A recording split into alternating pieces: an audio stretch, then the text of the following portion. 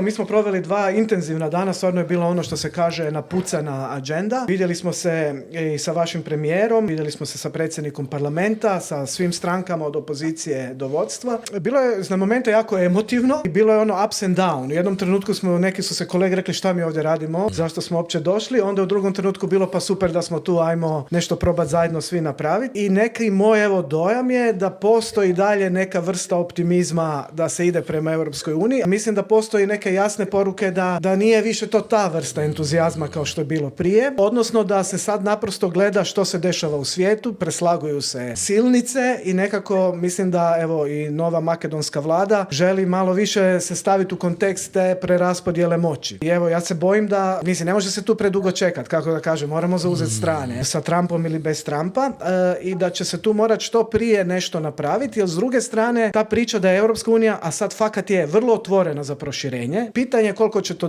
dugo trajati, tako da mislim da se neće moći predugo kalkulirati da li se želi ići bliže Trumpu ili se želi bliže Europskoj uniji.